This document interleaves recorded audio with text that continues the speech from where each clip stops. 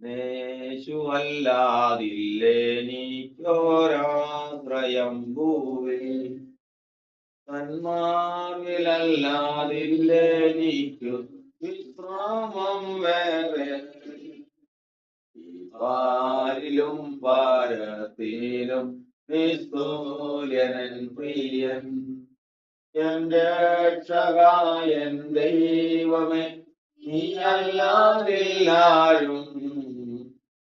യേശു മാത്രം മതി എനിക്കേതു നേരത്തും വൻഭാരങ്ങൾ പ്രയാസങ്ങൾ നേരിടും നേരത്തും എൻ ചാരവേ ഞാൻ കാണുന്നുണ്ട് സ്നേഹസാഖിയായി ഈ ലോകസാഖികളെല്ലാരും മാറിപ്പോയാലും എന്റെ രക്ഷകായൻ ദൈവമേ നീയല്ലാതില്ലാരും യേശു മാത്രം മതി എനിക്കേതു നേരത്തും എൻ ക്ഷീണിതരോഗത്തിലും മാത്രമൻ വൈദ്യൻ മറ്റാരെയും ഞാൻ കാണുന്നില്ല രോഗശാന്തിക്കായി ആർവിടം എന്നാശ്രയം എന്നേശു കർത്താവേ എന്റെ രക്ഷകായൻ ദൈവമേ നീയല്ലാതില്ലാരും യേശു മാത്രം മതി എനിക്കേതു നേരത്തും യേശുവല്ലാതില്ലെനിക്കൊരാശ്രയം ഭൂവിൽ തന്മാർവിലല്ലാതില്ലെനിക്കു വിശ്രാമം വേറെ ഈ പാരിലും ഭാരത്തിലും നിസ്തുല്യനൻ പ്രിയൻ പ്രാർത്ഥിക്കും. പുസ്തകം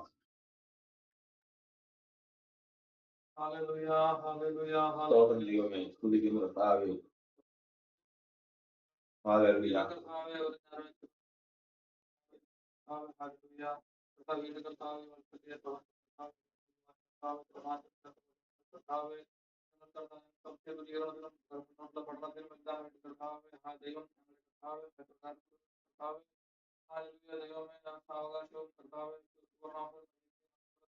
സ്തോത്രം ചെയ്യുന്നു കർത്താവേ.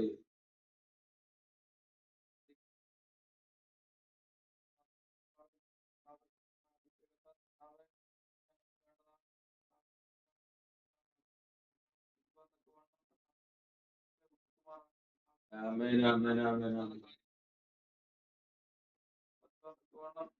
അടയാളമായി തീരുവാൻ ജീവകാലം മൊത്തം ഓർത്തിരിക്കാൻ തക്കവാണ്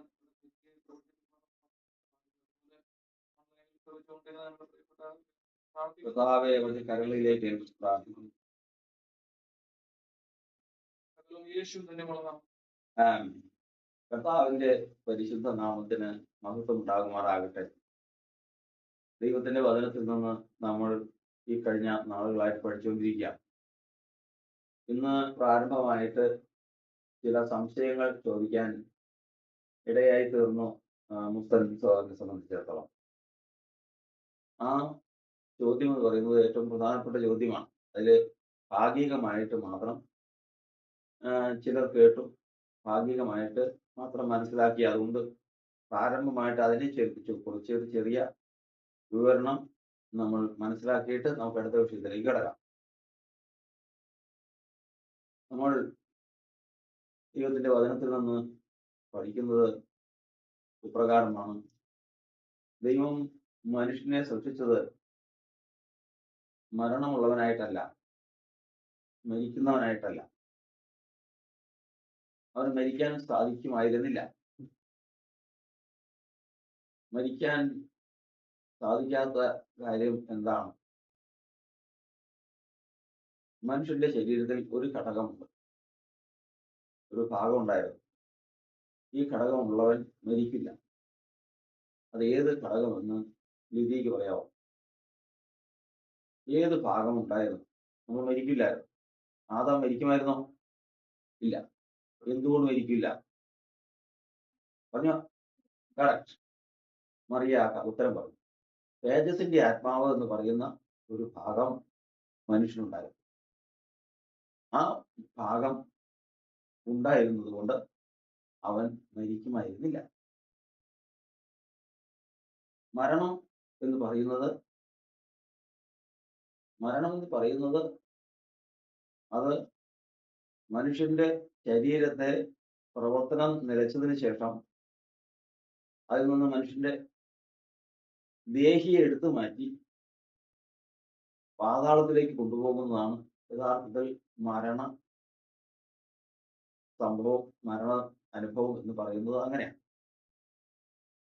അപ്പൊ ഇവിടെ നിന്ന് നമ്മൾ പഠിക്കുന്നത് ഈ ഘടകം ഉണ്ടായിരുന്നെങ്കിൽ മരിക്കുകയില്ലായിരുന്നു. പക്ഷെ ഈ ഘടകം യേശുവിനുണ്ടായിരുന്നോ? യേശു മരിച്ചില്ലേ? ഈ ഘടകം യേശുവിനില്ലായിരുന്നോ? ഉണ്ടായിരുന്നോ? പിന്നെ മരിച്ചത് എങ്ങനെയാ മരിച്ചേ? ഈ ഘടകമുള്ളവൻ മരിക്കോ? പിന്നെ എന്തുകൊണ്ട് മരിക്കുക? പിന്നെ എന്തുകൊണ്ട് യേശു മരിച്ചു? എപ്പോഴാ കിട്ടിയേ?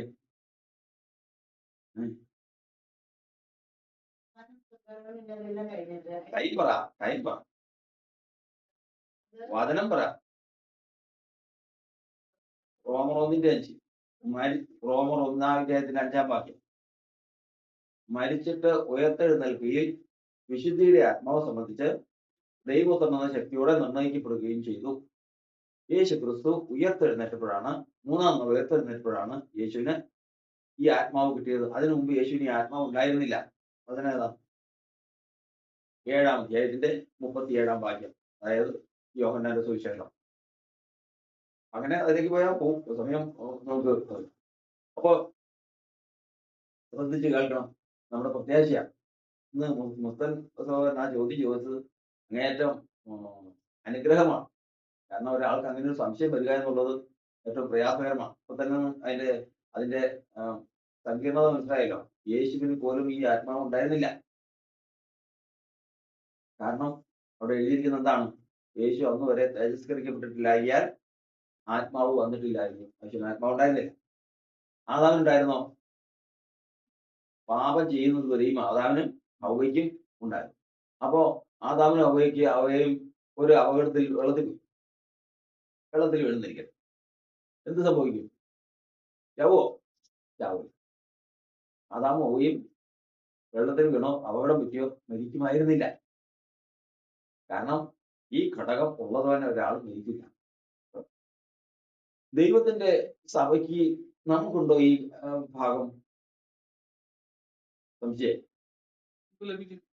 നമുക്ക് ഈ ഭാഗം ഉണ്ടോ? ലിതിയ, മറിയ പറ. ഇപ്പൊ ഇല്ല. നമുക്ക് ക്രിസ്തുവേശനോടുകൂടി മരിച്ച് അടക്കപ്പെട്ട് ഉയർത്തെഴുന്നേൽക്കുന്ന സ്നാന ശുശ്രൂഷയിൽ ഈ ഭാഗം കിട്ടി. നമുക്ക് ഈ ഭാഗം കിട്ടി. റോമാലേഖനം 8:23 അത് പിന്നെ എടുക്കാം. അത് നമുക്ക് മനസ്സിൽ വെച്ചാൽ മതി. ഇത് റെക്കോർഡ് ചെയ്യുന്നുണ്ടല്ലോ. അപ്പൊ നമുക്ക് ഈ ഭാഗം കിട്ടിയിട്ടുണ്ട്. ഭാഗം ഉണ്ടോ എലിസബരി? അതുകൊണ്ടല്ല, ഈ ഭാഗം നമുക്കുണ്ടോ? ക്രിസ്തുവിനൊന്നുമല്ല. ഈ മരിക്കാൻ സാധിക്കാത്തതും ദ്രവിക്കാത്തതുമായ ഒരു ഭാഗം, മഹത്വത്തിന്റെ ആത്മാവ് അല്ലെങ്കിൽ തേജസ്സിന്റെ ആത്മാവ് നമുക്കുണ്ടോ? ഉണ്ട്. കറക്റ്റാണ്. അതാ ഉത്തരമാണ് ശരി. ശരീരത്തിന് കിട്ടിയിട്ടില്ല. എവിടെ കിട്ടി? ദേഹിക്ക് കിട്ടി. അതുകൊണ്ട് ഇന്ന് നമ്മൾ ശരീരത്തിൽ മരിച്ചാലും നമ്മുടെ ദേഹിയെയും നിത്യയുന്നത്. വചനം പറ. ആത്മാവെന്ന ആദ്യദാനം ലഭിച്ചിരിക്കുന്ന നാമം ശരീരത്തിന്റെ വീണ്ടെടുപ്പായ പുത്രത്വത്തിന്റെ കാത്തുകൊണ്ട് ഉള്ളിൽ ഞരങ്ങുന്നു. അപ്പോ നമ്മൾ കാത്തിരിക്കുന്ന ഏതിനു വേണ്ടിയിട്ടാ? പുത്രത്തിന് വേണ്ടിയിട്ട്. അപ്പൊ നമുക്ക് വിശ്വാസത്തിൽ വന്നു കഴിഞ്ഞാൽ ഭയമില്ലാത്ത എന്തുകൊണ്ടാ? ഈ പുത്രത്വത്തിന്റെ ഈ മഹത്വത്തിന്റെ ആത്മാവ് എവിടെ ഉണ്ട്? ദേഹിയിലുണ്ട്. അപ്പൊ ശരീരം നമ്മൾ പിച്ച് ചീന്തി കളഞ്ഞാലും നമ്മുടെ ദേഹി എങ്ങനെ നിൽക്കും? തീർക്കാം. മരണത്തിന്റെ അനുഭവം എങ്ങനെയാണെന്ന് ആദ്യം നമ്മൾ പഠിച്ചത്. ഒരു മനുഷ്യന്റെ ശരീരത്തിലെ ജീവൻ നിലനിർത്തി ജീവനെ ഇല്ലാതാക്കിയതിനു ശേഷം ദേഹിയെ പുറത്ത് കൊണ്ടുവന്ന് ആരെ കൊടുക്കും? ഇവർ രണ്ടുപേരാ. ഒന്ന് മരണത്തിന്റെ അധികാരിയായ പിശാച്, രണ്ട് പാതാളത്തിന്റെ അധികാരിയായ ദൂതൻ. ഇവർ രണ്ടുപേരും ദൂതന്മാരാണ്. അപ്പം മരിച്ചു കഴിഞ്ഞ ഒരാൾ മരിച്ചു കഴിഞ്ഞാൽ അവന്റെ പ്രാണനെ എടുത്ത് ആരെ കൊടുക്കും? പാതാളത്തെ കൊടുക്കും, പാതാള ദൂതന്റെ കൊടുക്കും. ഈ പാതാള ദൂതൻ എങ്ങോട്ട് കൊണ്ടുപോകും? പാതാളത്തിലേക്ക് കൊണ്ടുപോയി അവിടെ പാർക്കും. ഇതാണ് മരണക്രിയ. ഒന്ന് പറഞ്ഞേ, മരിക്കുമ്പോൾ സംഭവിക്കുന്നത് പഴയ നിയമത്തില് ശരീരത്തിന്റെ ജീവൻ നിർത്തി, രക്തത്തിന്റെ ഓട്ടം നിർത്തിയതിനു ശേഷം ദേഹിയെ ആരെടുക്കും? പാതാളദൂതൻ. അതിമരണല്ലേ? ആ മരണദൂതൻ എടുത്ത് ആരെ കൊടുക്കും? പാതാളദൂതന് കൊടുക്കും. പാതാളദൂതൻ എന്ത് ചെയ്യും? പാതാളത്തിലേക്ക് കൊണ്ടുപോകും. അതുകൊണ്ടാണ് ഈ അങ്ങനെ മരിക്കുന്നവരുടെ ചെവിയിൽ എന്ത് കേൾക്കും? മരിക്കാൻ സമയത്ത് ജാതികളുടെ ഇതില് എന്ത് കേൾക്കും? ഒരു ഘോരനാദം. ഭയങ്കര അലാംശം. ഈ മരിക്കുന്ന ജാതികൾ ശരീരം വിടുമ്പോ കേൾക്കുന്നതാണ്. ഇല്ലല്ലോ അത് ആരെ സൗണ്ടാ? ആ ഘോര രാജാവിന്റെ കിങ് ഓഫ് ടെറർ. അപ്പൊ ഘോര രാജാവ് ഇവിടുന്ന് അലറുന്നതാണ്. അവരുടെ കയ്യിൽ ഒരാളെ കിട്ടിയതോടുകൂടി. വാക്രിയ എന്ന് പറഞ്ഞ ഒരു മനുഷ്യൻ മരണത്തിങ്കൽ എന്ത് സംഭവിക്കുന്നു? ജീവനെ ഇല്ലാതാക്കിയതിനു ശേഷം ശരീരത്തിൽ നിന്ന് ദേഹി എടുത്ത് ആരെ കൊടുക്കും? പാതാളത്തിൽ കൊടുക്കും. പാതാളം എന്ത് ചെയ്യും? ഒരലർച്ചയോടുകൂടി എങ്ങോട്ട് കൊണ്ടുപോകും? പാതാളത്തേക്ക് കൊണ്ടുപോയി അവിടെ പാർക്കും. ഇതാണ് ക്രിയ. കർത്താവ് വന്നപ്പോ കർത്താവ് പറഞ്ഞു, എന്നിൽ വിശ്വസിക്കുന്നവൻ മരിച്ചാലും ജീവിക്കും. അപ്പൊ കർത്താവ് വരുമ്പോഴത്തേക്കും ഇത് പ്രശ്നമല്ല. കാരണം എന്താ? നമ്മുടെ ശരീരത്തിന്റെ വീണ്ടെടുപ്പ് കഴിഞ്ഞിട്ടില്ലാത്തത് കൊണ്ട് ശരീരത്തിന്റെ ജീവൻ തീരും. ശരീരത്തിന്റെ ജീവൻ സ്തംഭിപ്പിച്ചതിന് ശേഷം ദേഹിയെ പുറത്തു കൊണ്ടുവന്നാൽ മറ്റവനതിൽ അധികാരമില്ല. ആർക്ക്? പാതാള ദൂതന് ഈ ഇതിന്മേൽ അധികാരമില്ല. കാരണം എന്താ? പറഞ്ഞില്ലേ?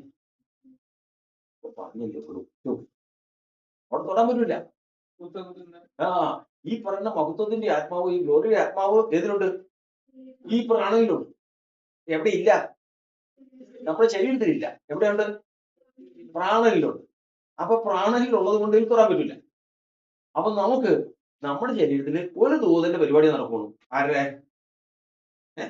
മരണദൂതൻ, മരണത്തിന്റെ അധികാരിയായ പിശാച് പാപനിമിത്തം നമ്മൾ മരിക്കും.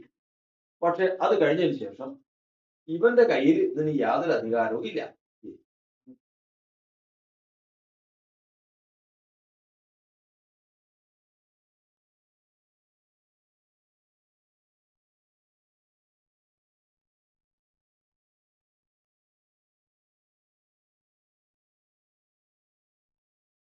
അപ്പൊ ഇതിന്റെ മേലെ യാതൊരു അധികാരവും ഇല്ല, അവകാശമില്ല. അപ്പോ നമ്മളുടെ പ്രാണൻ ഇങ്ങനെ എടുത്തതിന് ശേഷം ഇതിനു മുൻപ് നമ്മളെ എങ്ങോട്ട് കൊണ്ടുപോകുമായിരുന്നു? ജാതികളെ പാതാളത്തിലേക്ക്. പുതിയ നിയമത്തിൽ വരുമ്പോൾ മരണത്താൽ ശരീരത്തിൽ നിന്ന് ദൈവമക്കളുടെ പ്രാണനെ വേർതിരിച്ചു കഴിഞ്ഞാൽ അപ്പോൾ തന്നെ അവർ വരും. ആര് വരും? ദൂതന്മാർ വരും. ആരുടെ ദൂതന്മാര്? ദൈവത്തിന്റെ ദൂതന്മാർ വന്ന് അവനെ കർത്താവിലേക്ക് കൊണ്ടുപോകും. ആരിലേക്ക്? കർത്താവിലേക്ക്. വചനം പറ. ശരീരം വിട്ടുപിരിഞ്ഞ് ക്രിസ്തുവിനോടുകൂടെ ഇരിപ്പാൻ എനിക്ക് അതിയായ കാംക്ഷയുണ്ട്. പറഞ്ഞേ. ശരീരം വിട്ടുപിരിഞ്ഞ് ക്രിസ്തുവിനോട് ഇരിപ്പാൻ എനിക്ക് അതിയായ കാംക്ഷയുണ്ട്. അപ്പൊ പുതിയ നിയമത്തിൽ ഈ ഒരൊറ്റ കാര്യം മാത്രമേ ഉള്ളൂ. ഈ ഒരു ദൂതന്റെ പ്രവർത്തനം മാത്രമേ ഉള്ളൂ. മറ്റുള്ള പ്രവർത്തനങ്ങൾ അതിനകത്തില്ല. എന്താ ഇത്? ഫിലിപ്പിയ ലേഖനം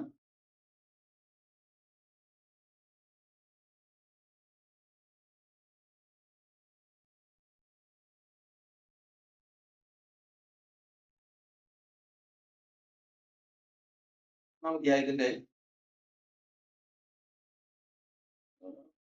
23. ഇവ രണ്ടു കാലം ഞാൻ ഞരങ്ങുന്നു. മറിയ വായിച്ചേ. ഇവ രണ്ടു കാലം ഞാൻ ഞരങ്ങുന്നു. വിട്ടുപിരിഞ്ഞ് ക്രിസ്തുവിനോടുകൂടി ഇരിപ്പാൻ എനിക്ക് അതിയായ കാംക്ഷയുണ്ട്. സ്തോത്രം. അപ്പൊ ശരീരം വിട്ടുപിരിഞ്ഞ് ക്രിസ്തുവിനോട് ഇരിപ്പാൻ എനിക്ക് അതിയായ കാംക്ഷയുണ്ട്. അപ്പൊ അതിൽ നിന്ന് നമുക്ക് ഒരു കാര്യം മനസ്സിലാക്കണം. എല്ലാവരും കേട്ടില്ല എന്ന് തോന്നുന്നു. അതിൽ നിന്ന് നമുക്കൊരു കാര്യം മനസ്സിലാക്കേണ്ടത്, നമ്മൾ പഠിച്ചതിൽ നിന്ന് മനസ്സിലാക്കേണ്ടത്, മനുഷ്യനെ ദൈവം സൃഷ്ടിക്കുമ്പോൾ മരണമില്ലാത്തവനായിട്ട് സൃഷ്ടിച്ചു. അങ്ങനെ സൃഷ്ടിക്കുമ്പോൾ മനുഷ്യനിൽ അതിന്റെ എത്ര ഘടകങ്ങൾ ഉണ്ടായിരുന്നു എന്നും അതിന്റെ പ്രവർത്തനങ്ങളൊക്കെ പറയാൻ ഒരുപാട് സമയമാകും. അതുകൊണ്ട് നമ്മൾ പഠിക്കുന്നത് പ്രകാരമാണ് മനുഷ്യന്റെ ശരീരം ജീർണിക്കാതിരിക്കാൻ, ദ്രവിക്കാതിരിക്കാൻ, ഈഞ്ഞു പോകാതിരിക്കാൻ, മരിക്കാതിരിക്കാൻ അവന്റെ ശരീരത്തിൽ ഉണ്ടായിരുന്ന ഒരു ഘടകമാണ് ഗ്ലോറിയുടെ ആത്മാവ്, അല്ലെങ്കിൽ മഹത്വത്തിന്റെ ആത്മാവ്. മൃഗങ്ങൾക്ക് അത് ഉണ്ടായിരുന്നില്ല. കേൾക്കണ്ടപ്പോ മനസ്സിലാവുണ്ടോ? അപ്പോ നമുക്ക് മനുഷ്യന് അങ്ങനെ ഒരു ഘടകം ഉണ്ടായിരുന്നു. ഈ ഘടകം പാപം ചെയ്തപ്പോൾ നഷ്ടപ്പെട്ടു പോയി. വചനം, നീതിമാൻ ആരുമില്ല, ഒരുത്തൻ പോലുമില്ല, എല്ലാവരും പാപം ചെയ്ത് ദൈവ തേജസ്സില്ലാത്തവരായിരുന്നു. ദൈവ തേജസ്സിന് ആധാരം എന്താ? തേജസ്സിന്റെ ആത്മാവ്, അല്ലെങ്കിൽ മഹത്വത്തിന്റെ ആത്മാവാണ് ഇതിന്റെ ആധാരം. ഇതങ്ങ് പോയതോടുകൂടിയാണ് പിശാചിന്, മരണത്തിന്റെ അധീരയായ പിശാചിനും പാതാള ദൂതനും മനുഷ്യന്റെ മേൽ അവകാശവും അധികാരവും വന്നത് അപ്രകാരം. അന്ന് മുതൽ മനുഷ്യനെ ശരീരത്തെ കൊന്നതിന് ശേഷം അവന്റെ ദേഹിയെ പുറത്തെടുത്ത് മാറ്റി പാതാളം ആ ദേഹിയെയും കൊണ്ട് പാതാളത്തിലേക്ക് കൊണ്ടുപോകും. ഇതാണ് അന്നുണ്ടായിരുന്ന മരണം. അപ്പൊ ജയിച്ചത് യഥാർത്ഥത്തിൽ ദ്രവത്വം വന്നപ്പോൾ ആരൊക്കെയാ വന്നേ? രണ്ടുപേരാണ് വന്നത്. ഒന്ന് മരണത്തെ അധികാരിയായ പിശാചും, രണ്ട് പാതാള ദൂതൻ. ഇത് രണ്ടുപേരും ദൂതന്മാരാ. ആ വചനം ഓർത്തോളണം. വെളിപ്പാട് പുസ്തകത്തിലാണ്. എല്ലാം നിങ്ങളതിന് അവസാനം ചോദ്യങ്ങൾ ചോദിച്ചോളണം. ഇങ്ങനെ പോയി കഴിഞ്ഞപ്പോൾ യഥാർത്ഥത്തിൽ ഇവിടെ ശത്രുത ആര് തമ്മിലാണെന്ന് ഓർത്തോളണം. ആര് തമ്മിൽ ശത്രുത? യഥാർത്ഥത്തിൽ മരണത്തിന്റെ അധികാരിയായ പിശാചിനും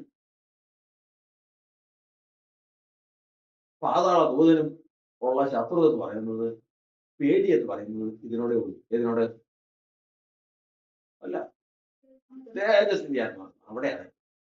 അവന്റെ എല്ലാ ഒരു കാര്യവും നടക്കില്ല. ഇതാണ് ലോകത്തിൽ ഏറ്റവും ശത്രു ഭയപ്പെടുന്ന കാര്യം. ദൈവത്തിന്റെ ജനത്തിന് ഇന്നും അറിയാൻ സാധിക്കാതിരിക്കുന്ന കാര്യം, ഇങ്ങനെ ഒരു ആത്മാവ് ഉണ്ടെന്ന് തന്നെ വിശ്വസിക്കാത്ത ഒരു അനുഭവം ദൈവത്തിന്റെ സഭയിൽ എവിടെ നോക്കിയാലും നമ്മൾ എത്ര പേരെ ഇത് പിടിപ്പിച്ചു, അവരത് കേൾക്കാൻ തയ്യാറില്ല. അവരത് അറിയുന്നുമില്ല. ഒരു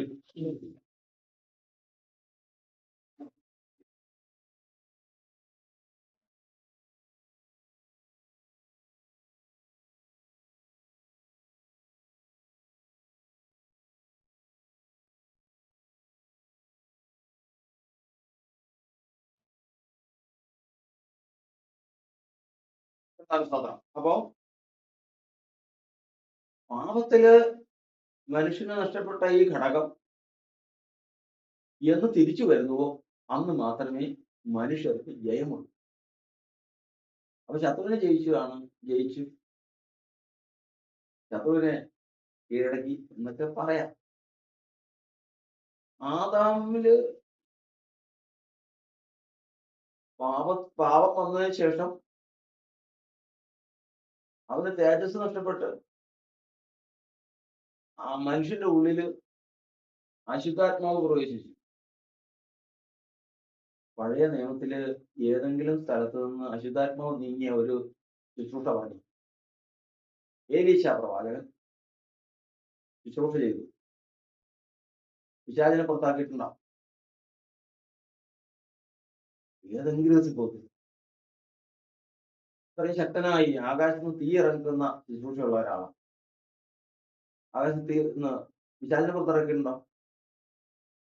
മരിച്ചവരെ ഉയർപ്പിച്ചിട്ടുണ്ട് ഉണ്ടോ? ഇല്ലേ? എലീശ പ്രവാചകൻ ഉറപ്പിച്ചിട്ടില്ലേ? ഏലിയ പ്രവാചകൻ ഉറപ്പിച്ചിട്ടില്ലേ? ഉണ്ട്. ചെറിയ ഒരു പിശാചിനെ ഒന്ന് പുറത്താക്കിയ ഒരു വലിയ വലിയ നേതാവല്ല, സാധാരണ ഒരു പിശാചിനെ ഒന്ന് പുറത്തിറക്കിയ ചരിത്രം പറഞ്ഞു. ഇങ്ങനെ ഒന്ന് ഓർത്ത് നോക്ക്. എവിടെയെങ്കിലും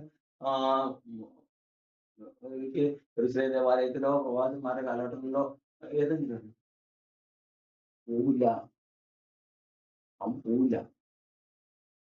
പരിശുദ്ധാത്മാവിന് നിറഞ്ഞ ഒരാൾ നിന്ന് നിൽക്കുക,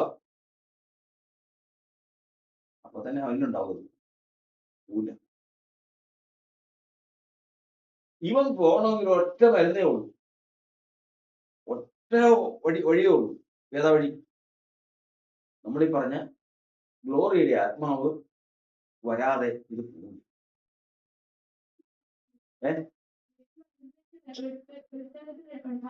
അതെ, അതിനു മുമ്പ് യേശു ജീവിച്ചിരിക്കുമ്പോൾ തന്നെ പാപമോചനം കൊടുത്തിട്ടുണ്ട്, ഇതിനെ പുറത്താക്കിയിട്ടുണ്ട്. അതെങ്ങനെ പുറത്താക്കി എന്നുള്ളതാണ്. അത് ആ ഭാഗമാണ് അടുത്തത്. അപ്പൊ യേശുക്രിസ്തു വരെ ഒരു ചെറിയൊരു പോരാട്ടം തന്നെ. നമ്മൾ എവിടെയെങ്കിലും ചെന്ന് കഴിഞ്ഞാൽ കിടന്ന് ഒരു കർത്താവിന്റെ നാമത്തിൽ നമ്മൾ പ്രാർത്ഥിച്ച് എനിക്ക് ജാഗരിച്ചു കഴിഞ്ഞാൽ പിശാച് തുറന്നാണ്. അന്ന് കണ്ടിട്ടുണ്ടോ? കണ്ടെന്നിട്ടില്ല. പിശാച് ഇളകി വിട്ടുപോകുന്ന ശുശ്രൂഷയാണ്. പക്ഷെ പഴയ നിയമത്തിൽ അതില്ല, പോവില്ല. ഇവർ തമ്മിലാണ് യുദ്ധം. ആരൊക്കെയാണ്? ഗ്ലോറിയുടെ ആത്മാവും പിശാചും തമ്മിലാണ് യഥാർത്ഥത്തിൽ ശത്രുത. അല്ല, ഗ്ലോറി എന്ന് പറയുന്നത് ക്രിസ്തു. അതാണ് വ്യക്തി. അതാണ് ഈ ക്രിസ്തുവാണ്. ക്രിസ്തുവിന്റെ മറ്റൊരു ഇതാണ്. അപ്പോ ക്രിസ്തു യേശു ലോകത്തിലേക്ക് വന്നു. പഴയ നിയമത്തിലുള്ള ആദാമ്യ പാപത്തിന് ശേഷം ദൈവം മനുഷ്യർക്ക് കൊടുക്കുന്നത് അഭിഷേകമാണ്. ദൈവത്തിന്റെ ആത്മാവിന്റെ അഭിഷേകമാണ്. ഓരോ ഉദ്ദേശത്തിന് വേണ്ടിയിട്ട് കൊടുക്കുന്നതാണ്. അപ്പോ അമാലേക്കര് ഇസ്രായേലിനോട് യുദ്ധം ചെയ്തു. അവർ കുറെ പേരെ പിടിച്ചോണ്ട് പോയി. ദൈവം പറഞ്ഞു, അമാലേക്കരെ ഭൂമിയിൽ നിന്ന് ഇല്ലാതാക്കി കളയണം എന്ന് പറഞ്ഞു. അതിനു വേണ്ടിയിട്ട് ശൗലിന് ദൈവം അഭിഷേകം കൊടുത്തു.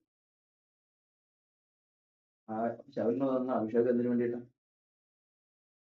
അമാലേക്കരില്ല.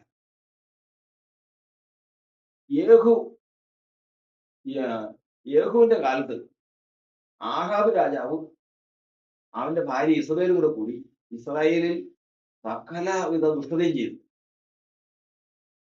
ദൈവം എന്ത് ചെയ്ത്? ആഹാബിനെയും കുടുംബത്തെയും നശിപ്പിച്ച് ഇല്ലാതാക്കി കളയാൻ, അന്നത്തെ കാലത്തെ ദുരാരാധന മുഴുവൻ ഇല്ലാതാക്കി കളയാനായിട്ട് യേഹൂവിന് അഭിഷേകം കൊടുത്തു. യേഹൂവിന് അഭിഷേകം വന്നതിന് വേണ്ടിയിട്ടാണ് ആഹാബ് ഗ്രഹത്തെ ഇല്ലാതാക്കി കളയാനും അന്യാരാധന ഇല്ലാതാക്കി കളയാനും. ഇങ്ങനെ ഘട്ടം ഘട്ടമായിട്ട് കൊടുക്കും. എന്ത് കൊടുക്കും? അഭിഷേകം കൊടുക്കും. അപ്പോഴും മറ്റവരോട് നോക്കും. മരണം പിശാചോട് ഇവരെല്ലാവരുടെയും ഉള്ളിലുണ്ട്. അങ്ങനെ മനുഷ്യരുടെ ഉള്ളിലുണ്ട്. ഇത് മനസ്സിലാവട്ടെ ഞാൻ പറയാം. ഇതെന്ന് വെച്ചാൽ ഇതാണ് ക്രിസ്തീയത. ഒരു ക്രിസ്തീയതയുടെ തുകയായി പറയാം. മനസ്സിലാകാൻ നിങ്ങൾക്ക് എന്നിട്ടുള്ള മൊത്തം ഈ പറയുന്നത്. ഒരായുഷ്കാലത്ത് ഒരാൾ പറഞ്ഞു തരാനായിട്ട് എത്രയോ ഇത് എന്താ ഇതിന്റെ പൊരുളെന്ന് അറിയാനായിട്ട് നടന്നു നമുക്കത് കിട്ടിയിട്ടില്ല. അതുകൊണ്ടായി പറയുന്നത്. ഞാൻ നിങ്ങൾ പറയുന്നത്, നിങ്ങൾ ആയുഷ്കാലത്ത് മറക്കില്ല ഇത് നമ്മുടെ ഉള്ളിൽ കിട്ടിക്കഴിഞ്ഞാൽ. അപ്പോ പഴയ നിയമത്തിൽ ആദാമ്യ പാപത്തിന് ശേഷം ക്രിസ്തുയേശു വരെ ദൈവം കാര്യസാധ്യത്തിന് എന്ത് കൊടുക്കും? അഭിഷേകം കൊടുക്കും. പക്ഷെ മറ്റോ പോയിട്ടില്ല. ആരെ? അഭിഷേകം കൊടുത്ത് ചിലപ്പോ ആളുകളെ കൊല്ലാനൊക്കെ സാധിക്കും, ഗോലിയാത്തിനെ കൊല്ലാൻ സാധിക്കും. ഗോലിയാത്തിലുള്ള പിശാചിനെ മക്കളെ മാറ്റിക്കളയാൻ പറ്റുമോ? പക്ഷെ മനുഷ്യന്, ഏത് മനുഷ്യനും ഒരു കുടുംബത്തെയും ഒരു രാജ്യത്തെയും മുഴുവൻ നശിപ്പിക്കാം. പക്ഷെ അവരെ ബാധിച്ചിരിക്കുന്ന പിശാചിനെ മാറ്റാൻ പറ്റില്ല. അതിനെ മാറ്റണമെങ്കിൽ എന്ത് വരും? തേജസ്സിന്റെ ആത്മാവ് അത് തന്നെയാണ് ദൈവശക്തി. പവർ ഓഫ് യഥാർത്ഥത്തിൽ ദൈവത്തിന്റെ ശക്തിയാണ്. കർത്താവായ യേശുക്രിസ്തു ലോകത്തിലേക്ക് വന്നു കഴിയുമ്പോഴത്തേക്കും ദൈവം 2 അഭിഷേകം കൊടുത്തു യേശുക്രിസ്തു. ഏതൊക്കെയാ? 1 പരിശുദ്ധാത്മാവിന്റെ അഭിഷേകം, 2 ദൈവശക്തിയുടെ അഭിഷേകം.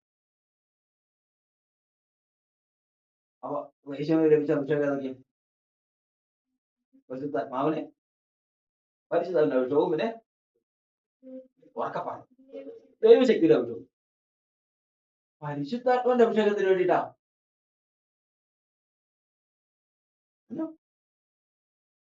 പരിശുദ്ധാത്മാവിന്റെ അഭിഷേകം രോഗികളെ സൗഖ്യമാക്കുക, മരിച്ചവരെ ഉയർപ്പിക്കുക, വീര്യപ്രവൃത്തികൾ ചെയ്യുക, ഇങ്ങനെ ഇതല്ലേ. ശക്തിയുടെ അഭിഷേകത്തിനോടത്തെ സാത്താനെ പുറത്താക്കും. 11. അത്ര നീ പറഞ്ഞത് കറക്റ്റാ. നീ അത് പറയുവാണെങ്കിൽ ഒരു സമ്മാനം. 2 അഭിഷേകം. അഭിഷേകം 2 ഏതൊക്കെയാന്ന് പറഞ്ഞേ? പരിശുദ്ധാത്മാവിന്റെ അഭിഷേകം, പിന്നെ ദൈവശക്തിയുടെ അഭിഷേകം. പരിശുദ്ധാത്മാവിന്റെ അഭിഷേകത്തിന് വേണ്ടിയിട്ടാ. അത് പഴയ നിയമത്തിൽ ചെയ്തുകൊണ്ടിരുന്ന പോലെ രോഗികളെ സൗഖ്യമാക്കുക, മരിച്ചവരെ ഉയർപ്പിക്കുക, വീര്യപ്രവൃത്തികൾ ചെയ്യുക, മുതലായിട്ടുള്ള കാര്യങ്ങൾക്കെല്ലാം. ശക്തിയുടെ അഭിഷേകം ഏതാ? ഭൂതങ്ങളെ പുറത്താക്കുക, പിശാചിനെ പുറത്താക്കുക. കാരണം ആദാമിൽ നിന്ന് വിട്ടുപോയതിനു ശേഷം ഈ ശക്തിയുടെ അഭിഷേകം വരുന്ന ആർക്കാ? യേശുക്രിസ്തുവിന് മാത്രമല്ല. അതിനുള്ളിൽ ഇത് വരാതെ ഇവൻ നീങ്ങിപ്പോകില്ല. ആരാ? സാധാ നീങ്ങിപ്പോകില്ല. ഇത് വരാതെ നീങ്ങിപ്പോകില്ല. അതാണ് കർത്താവിന്റെ വചനം പറയുന്നത്. അതുകൊണ്ടാണ് വചനം പറയുന്നത്, ഞാൻ ദൈവത്തിന്റെ ശക്തിയാൽ ഭൂതങ്ങളെ പുറത്താക്കുന്നുവെങ്കിൽ സ്വർഗരാജ്യം നിങ്ങളുടെ അടുക്കൽ അടുത്ത് വന്നിരിക്കും. യേശു പറഞ്ഞതാ.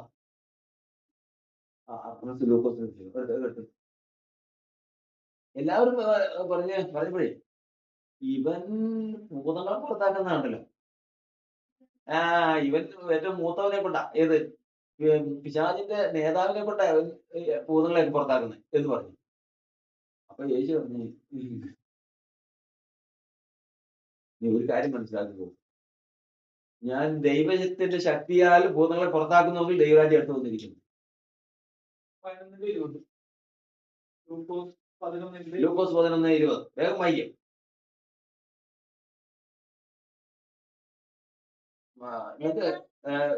മനസ്സിലാണുണ്ടോ? ദൈവമേ, മനസ്സിലാക്കിലേക്ക് കുറച്ചുകൂടെ ശ്രദ്ധിച്ച് മനസ്സിലാക്കണേ. എന്നാൽ ദൈവത്തിന്റെ ശക്തി കൊണ്ട് ഞാൻ ഭൂതങ്ങളെ പുറത്താക്കുന്നുവെങ്കിൽ ദൈവരാജ്യം നിങ്ങൾ എടുക്കുന്നത്. അപ്പൊ ദൈവത്തിന്റെ ശക്തി കൊണ്ട് ഞാൻ ഭൂതങ്ങളെ പുറത്താക്കുന്നുവെങ്കിൽ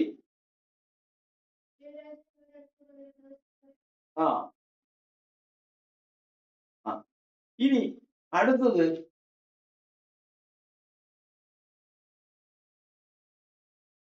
യേശു ഇത് ഭൂതങ്ങൾ പുറത്താക്കണമെങ്കിൽ എന്ത് വേണമെന്ന് നമ്മൾ വിളിച്ചേ? ദൈവശക്തി. ഈ ദൈവശക്തി യേശുവിന് ഈ 2 അഭിഷേകം ഉണ്ടെന്നുള്ള വചനം ഏതാ? ദൈവം ദാസനായ യേശുവിനെ പരിശുദ്ധാത്മാവിനാലും ശക്തിയാലും അഭിഷേകം ചെയ്തു കേട്ടോ. അപ്പൊ യേശു ക്രിസ്തുവിന്റെ എന്താ കിട്ടിയ? ഈ 2 അഭിഷേകം വന്നു. അപ്പൊ പഴയ നിയമത്തിലുള്ളവർക്ക് ഭൂതങ്ങളെ പുറത്താക്കാൻ സാധിക്കാതിരുന്നത് എന്തുകൊണ്ടാ? ദൈവശക്തിയുടെ അഭിഷേകമില്ല. പുതിയ നിയമത്തിൽ യേശുവിന് പുറത്താക്കാൻ സാധിച്ചത് എന്തുകൊണ്ടാ? ദൈവശക്തിയുടെ അഭിഷേകം യേശുവിനുണ്ടായിരുന്നു. ആദാമ പാപത്തിന് ശേഷം, പാപത്തില് മനുഷ്യന് നഷ്ടപ്പെട്ട മഹത്വത്തിന്റെ ആത്മാവ്, അത് തന്നെയാണ് ദൈവശക്തി. ഈ ശക്തി പിന്നെ വരുന്നത് കർത്താവായ യേശു ക്രിസ്തുവിനാണ് കിട്ടിയത്. ഈ ശക്തിയാലുള്ള അഭിഷേകമാണ് യഥാർത്ഥത്തിൽ അഭിഷേകം. ഇവിടെ നിന്നാണ് പിന്നെ തുടങ്ങുന്നത്. മനുഷ്യരിൽ നിന്ന്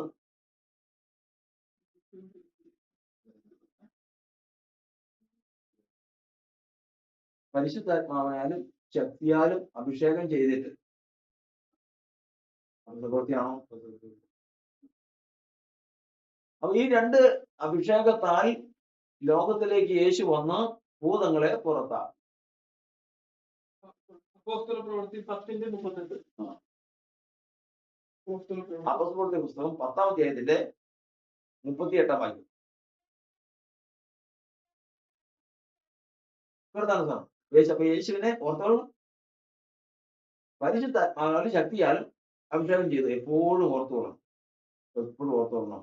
യേശു ഭൂതങ്ങളെ പുറത്താക്കിയത്, യേശു രോഗികളെ സൗഖ്യമാക്കിയത് എന്തുകൊണ്ടാണ്? പരിശുദ്ധാത്മാഭിഷേകത്താൽ. ഭൂതങ്ങളെ പുറത്താക്കിയതോ ദൈവശക്തിയാണ്. മൂന്നാമത്തെ ഒരു ഘടകം കൂടി പറയുന്നത് ദൈവം അവനോട് കൂടെ ഇരുന്നത് കൊണ്ടും. അല്ല, ഈ അഭിഷേകത്തിന്റെ കാര്യമാണ് നമ്മുടെ പ്രധാനം. ഈ രണ്ട് കാര്യങ്ങളാണ് അവിടെ നമ്മളവിടെ കാണുന്നത്. ഇത് ഒരു കാര്യമുണ്ട്, അത്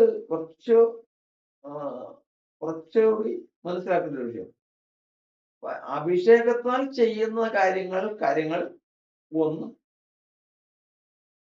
അഭിഷേകം അവകാശമായി ചെയ്യുന്ന കാര്യങ്ങൾ ഒന്ന്, രണ്ട്. ഉദാഹരണം ഞാൻ പറയാം. അതായത് എലീശ പ്രവാചകന്റെ ചുറ്റും ദൈവദൂതന്മാരും രഥങ്ങളും ഒക്കെ വന്ന് നിൽക്കുക. ഗേഹസി രാവിലെ എഴുന്നേൽക്കുമ്പോ ശത്രുക്കൾ വന്ന് വളഞ്ഞിരിക്കുക. അപ്പോ ഗേഹസി എലീശയോട് ചോദിച്ചു, യജമാനെ എന്നാ ചെയ്യും നമ്മൾ? ആളെ ഇറങ്ങിക്കണോ? അപ്പൊ അന്നേരം എലീശ പ്രവാചകൻ പറഞ്ഞു, നമ്മളോട് കൂടെ ഉള്ളത് ഇവരോട് കൂടെ വിലക്ക് എത്ര അധികാന്നറിയാവോ? എന്നിട്ട് കർത്താവിനോട് പറഞ്ഞു, കർത്താവ് ഇവന്റെ കണ്ണം തുറക്കാം. ഇവർ കണ്ണൂർ നോക്കിയപ്പോഴത്തേക്കും, ഗേഹസിന്റെ കണ്ണൂർ നോക്കിയപ്പോഴത്തേക്കും അഗ്നിരഥങ്ങളും അഗ്നി അശ്വങ്ങളുമായിട്ട് മല മുഴുവനും നിറഞ്ഞിരിക്കുന്നു, സ്വർഗീയ സൈന്യം. ഇതെങ്ങനെ കണ്ടു?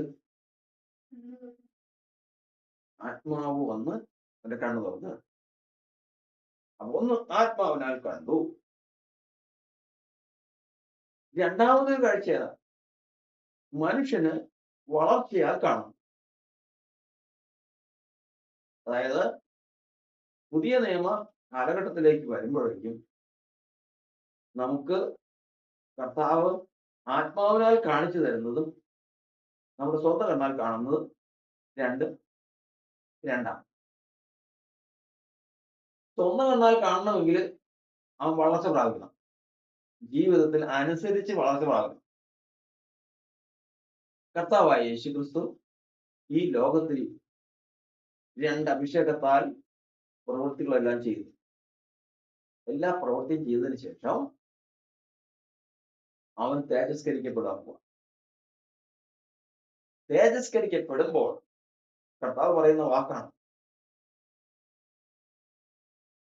കർത്താവ് പറഞ്ഞ വാക്കാണ്, മനുഷ്യപുത്രൻ തേജസ്കരിക്കപ്പെടാനുള്ള നാഴിക വന്നിരിക്കുന്നു. ഈ തേജസ്കരിക്കപ്പെടാനുള്ള നാഴിക വന്ന് തേജസ് വന്നു കഴിഞ്ഞാൽ പിന്നെ യേശു ക്രിസ്തു തന്റെ അനുസരണം തികച്ച സ്വന്തം ശക്തിയിലാണ് പിന്നെ പ്രവർത്തിക്കുന്നത്. ഈ ദൈവശക്തി എന്ന് പറയുന്നത് അവൻ അവകാശമായിട്ട് ലഭിക്കുക. അങ്ങനെ 12-ാം അധ്യായത്തില്, യോഹന്നാന്റെ സുവിശേഷം 12-ാം അധ്യായത്തിൽ നമ്മൾ വായിക്കുന്നത് പ്രകാരം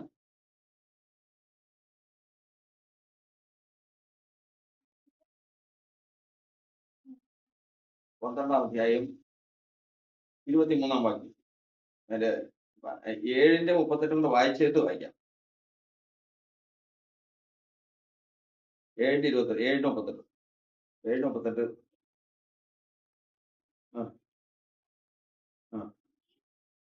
എന്നിൽ വിശ്വസിക്കുന്നവരുടെ ഉള്ളിൽ നിന്ന് തിരുവെഴുത്തുകൾ പറയുന്നത് പോലെ ജീവജലത്തിന് നദികൾ ഉത്ഭവിക്കും.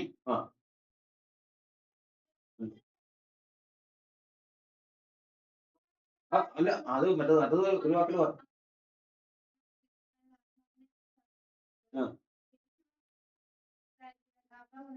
യേശു അന്ന് തേജസ്കരിക്കപ്പെട്ടിട്ടില്ലാകിയാൽ ആത്മാവ് വന്നിട്ടില്ലായിരുന്നു. ഏത് ആത്മാവ് വന്നിട്ടില്ല? മഹത്വത്തിന്റെ ആത്മാവ് വന്നിട്ടില്ല. അപ്പൊ യേശു ഉള്ള ആത്മാവ് ഏതാ? പരിശുദ്ധാത്മാവ് അദ്ദേഹത്തിനുണ്ട്, കർത്താവിനുണ്ട്. പക്ഷെ അത് ആത്മാവ് ഇത് അവകാശമായിട്ട് വന്നിട്ടില്ല. തേജസ്കരിക്കപ്പെട്ടു കഴിഞ്ഞാൽ ഇത് അവകാശം. മനസ്സിലായോ? തേജസ്കരിക്കപ്പെട്ടു കഴിഞ്ഞാൽ ഇത് അവകാശമായിട്ട് കിട്ടും. അതിനെക്കുറിച്ചാണ് 23-ാം വാക്യം പറഞ്ഞത്. യേശു ഉത്തരം പറയുന്നത് മനുഷ്യപുത്രൻ തേജസ്കരിക്കപ്പെടാമെന്ന് അഴിവ് വന്നിരിക്കുന്നു. അപ്പൊ ആദ്യം വായിച്ചത് ഏതാ? 7:38. തേജസ്കരിക്കപ്പെട്ടിട്ടില്ലായെങ്കിൽ ആത്മാവ് വന്നിട്ടില്ലായിരുന്നു. ഇപ്പൊ തേജസ്കരിക്കപ്പെടാൻ പോവാ. അങ്ങനെ തേജസ്കരിക്കപ്പെട്ടു. അതിന്റെ 28-ാം വാക്യമായി വായിച്ചേ. 28. ആ, പിതാവിന്റെ നാമത്തെ മഹത്വപ്പെടുത്തണമേ.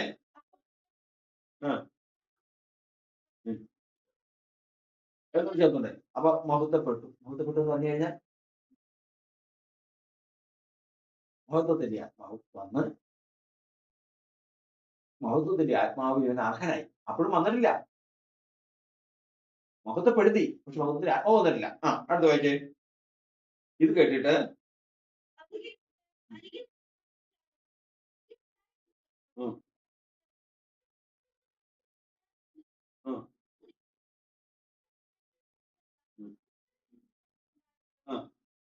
ഇപ്പോൾ ഈ ലോകത്തിന്റെ ന്യായവിധിയാകുന്നു.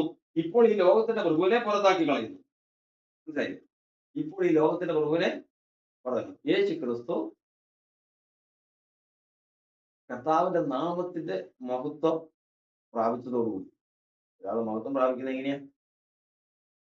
ഒരാള് പേര് പോലെ തന്നെ അവൻ പ്രവർത്തിച്ചു തീരുമ്പോ അവൻ ആ നാമത്തിന് അർഹനാണ്. യേശു ക്രിസ്തു ഒരാൾക്ക്, നമ്മളത് പഠിച്ചിട്ടുണ്ടല്ലോ, ഒരു പേരുണ്ടാകുന്നത് എങ്ങനെയൊക്കെയാ? ഒരാൾക്ക് പേരുണ്ടാകുന്നത് ഒന്ന് പ്രവൃത്തി. ഒരാള് ഇവിടെ പേപ്പറുകാരൻ 1-ാം തീയതി മുതൽ ജോയി എന്ന് പറയുന്ന ഒരാള് പേപ്പർ ഇടാൻ തുടങ്ങി. 31-ാം തീയതി വീട്ടിൽ പറഞ്ഞ് മകൻ അപ്പനോട് പറഞ്ഞ്, അപ്പ ജോയിക്ക് പൈസ കൊടുക്കണമെന്നല്ല, അതിനെ പേപ്പറുകാരന് പൈസ കൊടുക്കും. മനസ്സിലായില്ലേ? അപ്പോ പ്രവൃത്തി കൊണ്ട് അവന് മനുഷ്യന് പേരുണ്ടാകും. രണ്ടാമത് സ്വഭാവം കൊണ്ട് പെട്ടെന്ന് ജോയി പറയുമ്പോ പെട്ടെന്ന് ദേഷ്യപ്പെട്ടു. അവൻ ആരാണ്? ഒരു മുൻകോപിയാണ്, ഒരു ദേഷ്യക്കാരനാണ്, മുൻകോപിയാണ്. അപ്പൊ സ്വഭാവം കൊണ്ട് മനുഷ്യന് പേരുണ്ടാവും. മറ്റൊന്നാൾ നന്നായിട്ട് ചിത്രം വരയ്ക്കും. അവൻ ആരാണ്? ഒരു കലാകാരൻ. അപ്പൊ അവന്റെ കഴിവാണ്. അപ്പൊ പ്രധാനമായിട്ടും 3 കാര്യങ്ങളാണ് ഒരു മനുഷ്യന് പേരുണ്ടാക്കുന്നത്, ഒരു വ്യക്തിക്ക് പേരുണ്ടാക്കുന്നത്. ഏതൊക്കെയാ? പ്രവൃത്തി, കഴിവ്, സ്വഭാവം. ഇതുപോലെ ദൈവത്തിന് ഈ 3 കാര്യങ്ങളുണ്ട്. ഏതൊക്കെയുണ്ട്? പ്രവൃത്തി 2, കഴിവ് 3, സ്വഭാവം. ദൈവത്തിന്റെ പ്രവൃത്തിയെ കുറിച്ച് യേശു പറഞ്ഞ എന്താ? ഞാൻ എന്റെ പിതാവിന്റെ പ്രവൃത്തി ചെയ്യുന്നില്ലെങ്കിൽ നിങ്ങൾ വിശ്വസിക്കേണ്ട. അപ്പൊ യേശു ചെയ്തത് ആരുടെ പ്രവൃത്തിയാ? ഭൂമിയിൽ യേശു പാപമോചനം പറഞ്ഞപ്പോ എല്ലാവരും പറഞ്ഞ്, ഈ പാപമോചനം കൊടുക്കാൻ ദൈവത്തിന് ഇടാൻ ആർക്ക് കഴിയും? പാപമോചനം കൊടുക്കാനുള്ള കഴിവുള്ള ഒറ്റ ആളേ ഉള്ളൂ. ആരാ? ദൈവമാണ്. പക്ഷേ യേശു പറഞ്ഞ്, ഭൂമിയിൽ പാപങ്ങളെ മോചിക്കാൻ മനുഷ്യപുത്രന് അധികാരമുണ്ടെന്ന് നിങ്ങൾ അറിയേണ്ടതിന് അവരോട് കിടക്കെടുത്ത് വീട്ടിൽ പോകാൻ പറഞ്ഞു. അപ്പൊ ദൈവത്തിന്റെ കഴിവാണ് ആര് കാണിച്ചത്? ദൈവം. ഇനി 3, ദൈവത്തിന്റെ സ്വഭാവം തന്നെ. ഏറ്റവും പ്രധാനപ്പെട്ട ഒരു സ്വഭാവം ന്യായം, കരുണ, വിശ്വസ്തത. അതല്ലേ 3 സ്വഭാവം? വിശ്വസ്തത.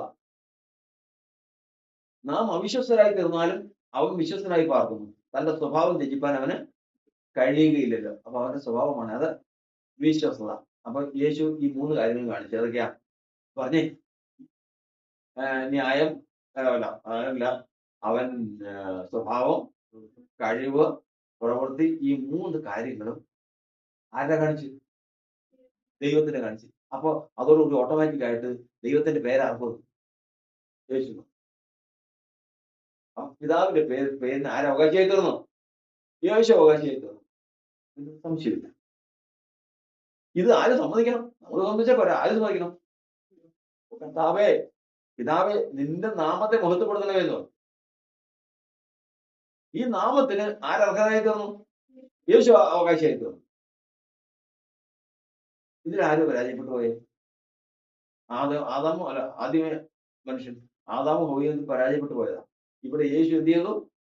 ജയിച്ചു. ജയിച്ചതോടുകൂടി ഈ നാമത്തിന് യേശു അവകാശിയായി തീർന്നു. അന്ന് പാപം ചെയ്തപ്പോ ആദാമിനും ഹൗവയ്ക്കും നഷ്ടപ്പെട്ട ഭാഗങ്ങൾ ഏതൊക്കെയാന്ന് പറയാമോ? മനുഷ്യനെ ഭൂമിയിൽ സൃഷ്ടിച്ചാക്കിയപ്പോ അവന് എത്ര ഘടകം ഉണ്ടായിരുന്നു പറയാമോ? ഒരു മനുഷ്യന് ഏതൊക്കെ ഘടകമുണ്ട്? ദേഹം, ദേഹി, ആത്മാവ് എന്ന് പറഞ്ഞ 3 ഘടകം, മാനുഷിക ഘടകങ്ങളുണ്ട്. പിന്നെ അവനെ ദൈവത്തിന്റെ മകനാക്കിയത് ഏതൊക്കെയാ? ശരീരത്തിൽ പരിശുദ്ധാത്മാവ്, മുഖത്ത് തേജസ്, ഹൃദയത്തിൽ തേജസ്സിന്റെ ആത്മാവ്. ഒന്ന് പറഞ്ഞു ഈ 6 ഘടകങ്ങളൊന്നും. പരിശുദ്ധാത്മാവ് എവിടെയാ? ശരീരത്തിൽ. പിന്നെ മുഖത്ത് തേജസ്, പിന്നെ ഹൃദയത്തിൽ തേജസ്സിന്റെ ആത്മാവ്. ഈ 6 ഘടകങ്ങളാണ് ഉണ്ടായത്. പാപം ചെയ്തതോടുകൂടി ഏതൊക്കെ ഘടകമായി എന്ന് പറയാമോ? പറഞ്ഞിട്ടുള്ള ദേഹം, ദേഹി, ആത്മാവ് മാനുഷികമായിട്ടും അത് അങ്ങനെ തന്നെയുണ്ട്. പിന്നെ ശരീരത്തിൽ നിന്ന് പരിശുദ്ധാത്മാവ് മാറി പിന്നെ ഏത് വന്നു? ലോകത്തിന്റെ ആത്മാവ് അല്ലെങ്കിൽ അനുസരണക്കേടിന്റെ ആത്മാവ്. ഇനി മുഖത്ത് തേജസ് പോയിട്ട് എന്ത് വന്നു? എത്ര പ്രാവശ്യം നിന്നോട് അറിയിച്ചു? മുഖത്ത് നിന്ന് തേജസ് അങ്ങ് മാറിയ സ്ഥാനത്ത് ഏതാ വന്നേന്ന്? ഇത് പഠിച്ചിട്ടില്ലേ? നാണം, ലജ്ജയല്ലേ വന്നേ? ഹൃദയത്തിൽ നിന്ന് ഈ പുത്രത്വത്തിന്റെ ആത്മാവ് അല്ലെങ്കിൽ മഹത്വത്തിന്റെ ആത്മാവ് പോയിട്ട് പിന്നെ വന്നെന്നാ അറിയാം?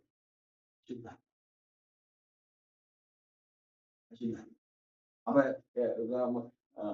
പാപത്തിന് മുൻപുണ്ടായിരുന്ന 6 ഘടകവും പാപത്തിന് ശേഷമുള്ള 6 ഘടകവും എന്ന് പറയാമോ? പറഞ്ഞേ. ദേഹം, ദേഹി, ആത്മാവും മാനുഷികമായിട്ട്, ശരീരത്തിൽ പരിശുദ്ധാത്മാവ്, ഹൃദയത്തിൽ തേജസ്സിന്റെ ആത്മാവ്, മുഖത്ത് തേജസ്, അങ്ങനെ 6 ഘടകങ്ങളുണ്ടായിരുന്നു. ഇത് പാപം ചെയ്തതോടുകൂടി എന്തൊക്കെ പറ്റി? മുഖത്ത് മാത്രമല്ല, ശരീരം മൊത്തമല്ലേ? മുഖത്ത് നല്ല പ്രകാശിക്കണം. ക്രിസ്തുവിന്റെ മുഖത്തുള്ള തേജസ്സിന് പ്രകാശത്തിന് ചോദിക്കാതെ ഇപ്പൊ മുഖത്തിന് ദൈവ തേജസ് നമ്മുടെ മുഖത്താണ്. അല്ല, അന്ന് മറുരൂപ മലയിൽ വെച്ച് പ്രകാശിച്ചില്ലേ? അതവന്റെ മുഖം ആണ് പ്രത്യേകിച്ച് എടുത്തു പറയാം. മൊത്തം പ്രകാശം ഉണ്ടാവും, മുഖത്തായിരിക്കും കൂടുതൽ പ്രകാശം. അപ്പോ പിന്നെ രണ്ടാമത് ഒന്നൊന്ന് പറഞ്ഞേ. ദേഹം, ദേഹി, ആത്മാവും മാനുഷികമായിട്ട്, പിന്നെ ശരീരത്തിൽ എന്ത് വന്നു? പരിശുദ്ധാത്മാവ് മാറിപ്പോയതിനു ശേഷം അനുസരണക്കെട്ടിയ ആത്മാവ് വന്നു. ഹൃദയത്തില് പുത്രത്തിന്റെ ആത്മാവ് അല്ലെങ്കിൽ മഹത്വത്തിന്റെ ആത്മാവ് മാറിയതിനു ശേഷം അശുദ്ധാത്മാവ് വന്നു. മുഖത്ത് തേജ് മാറിയതിനു ശേഷം ലജ്ജ വന്നു. അപ്പൊ ഇപ്പൊ ഹൃദയത്തിൽ എന്താ വന്നതെന്നാ പറഞ്ഞു? അത് ആരിലൊക്കെ ഉണ്ടായിരുന്നു? ഈ അശുദ്ധാത്മാവ് പഴയ നിയമത്തിൽ ഇറങ്ങിപ്പോയവരുടെ ചരിത്രം പറഞ്ഞു എവിടെയെങ്കിലും? പോവില്ല, ഒരിക്കലും പോകാൻ പാടില്ല. പറ്റില്ല, അവനോട് പോയി വേറെ വല്ല കൊടുക്കും. ഏറ്റവും പ്രിയപുരുഷനായ ദാനിയേല്, ദൈവത്തിന്റെ കൂട്ടുകാരനാ അബ്രഹാം. അതാണ് തന്നെ. അയ കൂട്ടുകാരനൊക്കെ ആയിപ്പോ എന്തുകൊണ്ടും കാണിച്ചോ, ഞാൻ ഇറങ്ങിപ്പോകില്ലെന്നോ. അവൻ ഇറങ്ങിപ്പോകില്ല, അവന് പേടിയില്ല. അവൻ ഇറങ്ങിപ്പോണെങ്കിൽ ഒറ്റ ആള് തന്നെ ആര് വേണം? മാപത്തില്ല. അത് ദൈവശക്തി. വേറെ ഇറങ്ങിപ്പോകില്ല. അത് അല്ല, അത് പറയട്ടെ, ഇത് പറയട്ടെ. യേശു ക്രിസ്തു അനുസരണം തികച്ച് ദൈവത്തിന്റെ നാമം ഞാൻ മഹത്വപ്പെടുത്തിയിരിക്കുന്നു സ്വർഗത്തിൽ നിന്ന് പറഞ്ഞപ്പോഴേക്കും അവന്റെ പോയി എല്ലാ മനുഷ്യരുടെ ഹൃദയത്തിൽ നിന്നും ഇറങ്ങിപ്പോയിട്ടില്ല. അംഗീകരിക്കുന്ന യേശു ക്രിസ്തുവിന്റെ ക്രൂശീകരണം പാപമോചനത്തിന് വേണ്ടിയിട്ടാണെന്ന് അംഗീകരിക്കുന്ന ഹൃദയത്തിൽ നിന്ന് അവൻ ഇറങ്ങിപ്പോകാനുള്ള വിധി വന്നു. കോടതി വിധി പോലെ വിധി വന്നു. അതാ കർത്താവ് പറഞ്ഞിരിക്കുന്നത്, ഇപ്പോൾ ഈ ലോകത്തിന്റെ ന്യായവിധിയാകുന്നു. ഇപ്പോൾ ഈ ലോകത്തിന്റെ പ്രഭുവിനെ പുറത്താക്കി കളയുന്നു. തള്ളിക്കളയുന്നല്ല, പുറത്താക്കി കളയുന്നു. അപ്പൊ അവൻ എന്നാ അകത്ത് കയറിയേ? ആദാമിന്റെ പാപത്തിൽ അകത്ത് കയറിയതാ. അപ്പൊ ഏറ്റവും പഴയ നിയമത്തില് സ്ത്രീകൾ ജനിച്ചവരുടെ ഏറ്റവും വലിയവനാണ് യോഹന്നാൻ. അവന്റെ ഉള്ളിലുണ്ടത്. എന്നാൽ സഭയിൽ യേശുക്രിസ്തുവിന്റെ നാമത്തിലുള്ള ഒരു ദൈവത്തിന്റെ പേരിന്റെ ഉള്ളിലുണ്ടോ? അവകാശമായിട്ടുണ്ടാവില്ല. പോരാട്ടത്തിലുണ്ടാവും, അവകാശമായിട്ടുണ്ടാവും. ഇതാണ് അവൻ, ഇതാണ് കർത്താവ്. കർത്താവ് വിശ്വസിക്കുമ്പോഴത്തേക്ക് ഇറങ്ങിപ്പോകുന്നത്. ഇറങ്ങിപ്പോയ ശേഷം ഇതല്ലെങ്കിൽ എനിക്ക് വേറെ ഇഷ്ടം പോലെ വീട് കിട്ടുന്നു, നീ എന്റെ കാര്യം നോക്കാൻ പറഞ്ഞ ശാലിനി ഇറങ്ങിപ്പോയി. ഇറങ്ങിപ്പോയി ഓരോ സ്ഥലത്ത് ഇറങ്ങിവിടെ വന്ന് ഓയോ ട്രാൻസ്പോർട്ട് ബസ്സിലൊക്കെ പോകുന്ന പോലെയാ, ആളുകൾ ഇങ്ങനെ നിറഞ്ഞു ഇരിക്കുന്ന പോലെയാ. ഈ അശുദ്ധാത്മാക്കൾ കൂടി നിൽക്കുക, എങ്ങും പോകാനില്ലാതെ തിരിച്ചു വരിക. ഞാൻ എങ്ങോട്ട് വരും? എന്റെ ഭവനത്തിലേക്ക്. ആ വാക്കോർക്കണം, ദുരാത്മാവ് പറഞ്ഞു ഓർക്കണം. ഈ ലോകത്ത് ജനിക്കുന്ന ക്രിസ്തുവേശ് ഒഴികെ എല്ലാ മനുഷ്യരുടെയും മറിയയുടെ വരെ ഹൃദയത്തില് ആരാ? ഈ അത് ക്രിസ്തുവിന്റെ നീ പോകും. ആ അവകാശമാണ് യേശു ക്രിസ്തു തേജസ്കരിക്കപ്പെട്ട് കഴിഞ്ഞപ്പോൾ, താൻ നാമം മഹത്വപ്പെട്ട് കഴിഞ്ഞപ്പോൾ ഇറങ്ങിപ്പോകും. ഇങ്ങനെ ഇറങ്ങിപ്പോകുന്നതാണ്. ഈ ഇറങ്ങിപ്പോയതിനു ശേഷമാണ് ക്രിസ്തുവേശുവിനോട് ചേരുവാൻ സ്നാനം ഏറ്റിരിക്കുന്നത്, നിങ്ങൾ ക്രിസ്തുവിനെ ധരിച്ചിരിക്കുന്നു. ഈ ഇറങ്ങിപ്പോയ സ്ഥാനത്തേക്കാണ് ആര് വരുന്നത്? ക്രിസ്തു വരുന്നത്. അതായത് ക്രിസ്തുവിൽ മരിച്ചവരെന്ന് വേർപ്പിച്ച ആത്മാവോടെ വരും. ഇതാണ് പുതിയ നിയമത്തിലുള്ള ഒരു വിശ്വാസിയുടെ ശക്തിയും യോഗ്യതയും. അവിടെ ഇരുന്നുകൊണ്ടാണ് അവിടെ പിന്നെ പുതിയ നിയമ വിശ്വാസി വളരുന്നത്. ഈ സമയം മുതൽ എപ്പോൾ ഈ ഘടകം നമ്മുടെ ഉള്ളിൽ വരുന്നുവോ ആ സമയം മുതൽ നമ്മുടെ ദേഹിയെ തൊടാൻ ശത്രുവിനെ സാധിക്കില്ല. ശരീരത്തിന് എന്തെങ്കിലുമൊക്കെ ചെയ്യാൻ സാധിക്കും, കാരണം ശരീരത്തിന് ദുർമോഹം കൊണ്ടുവരാൻ സാധിക്കും, അതിന് ചെയ്യാവുന്ന കാര്യങ്ങളുണ്ട്. പക്ഷെ ഇന്ന് നമ്മൾ മരിച്ചാലും നമ്മുടെ ദേഹിയിൽ നിൽക്കും. ഈ ശരീരം ഇത് ശല്യമാണ് നമുക്ക്. ദൈവഭക്തന്മാർക്ക് ഈ ശരീരം എന്ന് പറഞ്ഞ ശല്യമാണ്. കാരണം ഇതുള്ളത് കൊണ്ട് ആര് വരുന്നേ? ഇതിൽ പിടിച്ചോണ്ടേ വരുന്നേ. സകല ലോകം ദുഷ്ടന്റെ അധീനതയിൽ കിടക്കുന്നു. ലോകത്തിന്റെ കീഴിൽ ശരീരം കിടക്കുന്നു. വീണ്ടും പിടിച്ചിട്ടില്ല. അങ്ങനെ ശരീരത്തിൽ കൂടി മോഹം ഇട്ട് ആത്മാവിനോട് പോരാടും. കാരണം ആത്മാവ് രക്ഷപ്പെട്ട് നിൽക്കുക. അതിലേക്ക് മോഹം കൊണ്ട് അതിനെ കീഴ്പ്പെടുത്താൻ വേണ്ടി രാവും പകലും പോരാടിക്കൊണ്ടിരിക്കും. ഈ ഘടകം നമുക്ക് കിട്ടുന്നതുകൊണ്ട് ഇനി നമ്മുടെ ശരീരത്തിലേക്കും കൂടെ ഈ ഘടകം വരും. അതെന്നാ? കൊലോസ്യ ലേഖനം 3